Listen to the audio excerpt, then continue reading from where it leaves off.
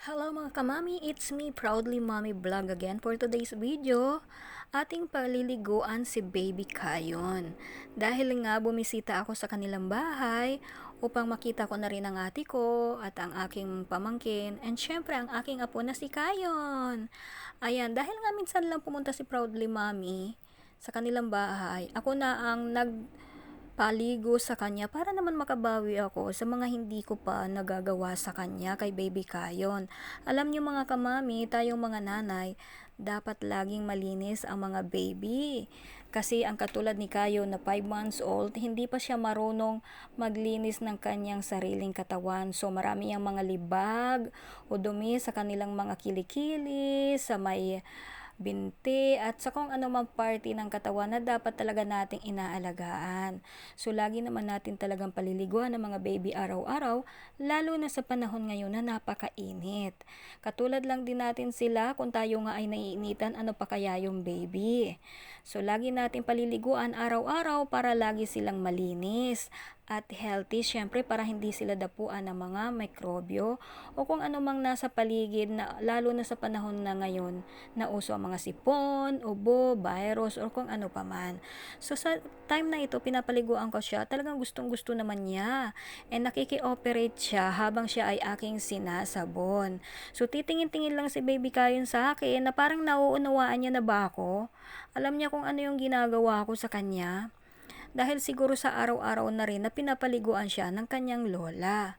And syempre, sa part na ito, kinakausap ko siya na huwag ka malikot kasi baka mamaya malagyan ng tubig yung tenga mo o di kaya makakain ka ng sabon na hindi sinasadya kasi hindi ko pa nababanlawan.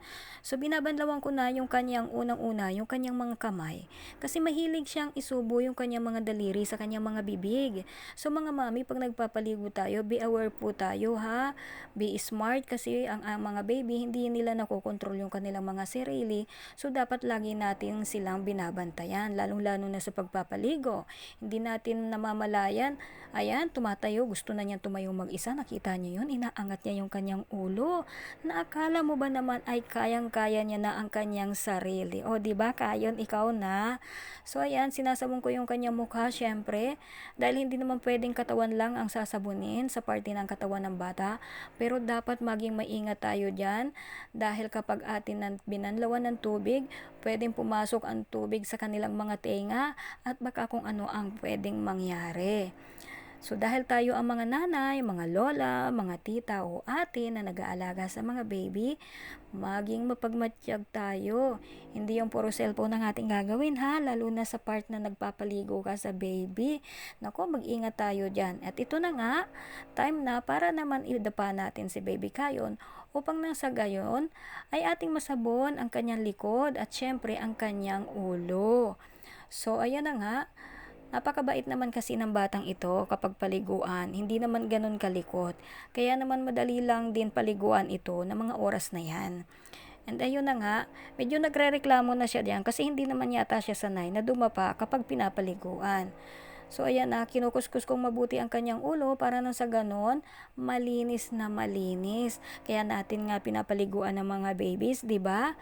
Dapat malinis. Nagsasabon ka na rin lang mga mami, mga ate, lola at kuya, dapat malinis na ang ating gagawin. So ayan na nga, hindi yata siya sanay na binubuhusan ng tubig diretso sa ulo. Medyo sisinghap-singhap siya dyan pero okay naman, nakaraos naman. So first time niya kasing naidapa kapag pinapaliguan, hindi yata siya sanay. Pero dahil pasaway si Proudly Mommy, ayun, dinapa ko siya para mabanlawan ng maayos at masabon ng maayos. So ayan na nga, patapos na kami and medyo nagrereklamo na siya dyan. Sabi ko sa kanya, wait lang Baby Kayon, matatapos na tayo maligo. So ayan na nga, malapit na tayong matapos. And naka-prepare na lahat ng kanyang mga gamit. Nandun na sa kanyang higaan yung towel niya, yung kanyang cream na gagamitin, damit, and pampers. So, yun naman ang kailangan ng mga babies, di ba? So, kaya tayo mga mami, maging mapag-alaga sa mga bagong baby, sa mga born baby natin. Dahil ang mga yan, hindi pa yan nakakapagsalita. Hindi pa nila masasabi kung ano yung mga problema or sumasakit sa kanilang mga katawan. So, napakalaki ng ating sakripisyo pag nagkaroon tayo ng small baby or newborn baby. Dahil nga si Kayon ay 5 months pa lang, Kaya dapat nating alagaan ng mabuti. So ayan na, tapos na. Nakaraos na ang paligo ni Baby Kayon. It's time na para naman punasan at maging dry ang kanyang mga katawan, saka natin susuotan ng pampers at ng kanyang damit.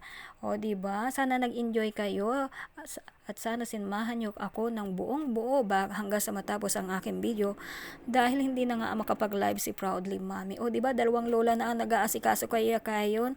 Super lucky na bata dahil dalawang lola ang nag-aasikaso sa kanya. Saan ka pa? O di ba? So ayun, sabi nga nila kapag laki sa lola ang baby, lalaking mabait, masunurin, matalino, masibag at lahat-lahat. And sana nga, o di ba? God bless you Kayon.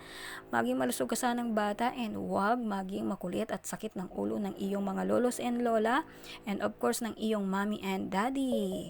So, laging healthy. Have a nice day.